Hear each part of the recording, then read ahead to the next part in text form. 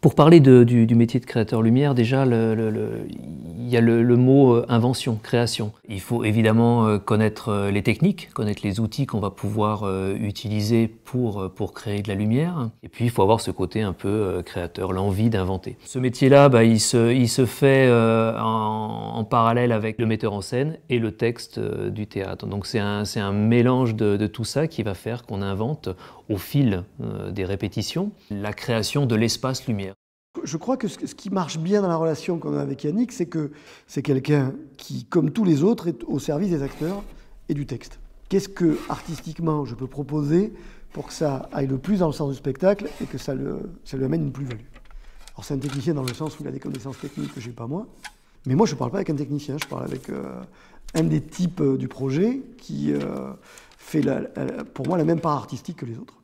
Quand on parle ensemble, il n'y a pas d'incompréhension, mais il se fout bien de ma gueule. C'est-à-dire qu'il comprend tout ce que je dis, moi je ne comprends pas tout ce qu'il dit, mais après, des fois, il me dit, tiens, je vais mettre du 208, et je dis, c'est bien, Keane, remets des haricots.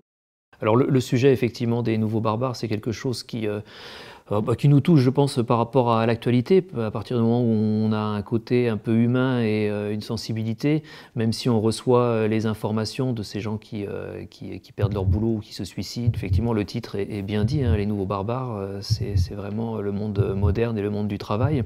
J'ai très envie déjà de travailler sur le projet, mais j'ai envie de voir la réaction du public, parce que ce ne sont pas des sujets faciles à aborder, ça ne va pas laisser les gens indifférents. Il y a des gens qui vont ressortir en disant c'est génial, d'autres qui vont détester.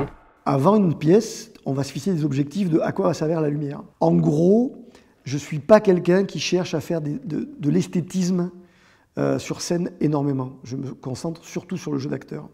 Je vais devoir créer l'espace dans lequel on se trouve. C'est-à-dire que c'est la lumière qui va donner au spectateur des clés pour ouvrir son imaginaire en disant « Ah oui, là on est dans un bureau, ah là on est sur un plateau de télé, ah là on est en extérieur, etc. » C'est plutôt le climat qui m'intéresse quand moi je vais aller éclairer, c'est-à-dire qu'on travaille souvent ce qu'on appelle le chaud et le froid sur des teintes nuit-jour et jour ensoleillé, puisqu'on a vraiment des correcteurs comme ça. Il va falloir créer des ambiances assez glaciales, assez pesantes par moment. Ce qui est rigolo avec Yannick, c'est que des années après ça, il s'est remis à la chanson.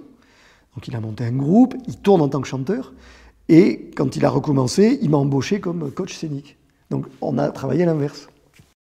Alors c'est vrai qu'en parallèle des créations lumière, j'ai créé le personnage de Bord de Lune qui chante des chansons, qui vient de sortir, je viens de sortir donc le 4e album. Et ce que je dis souvent, c'est que la création, c'est vraiment une envie d'extérioriser des choses qu'on a au fond de soi.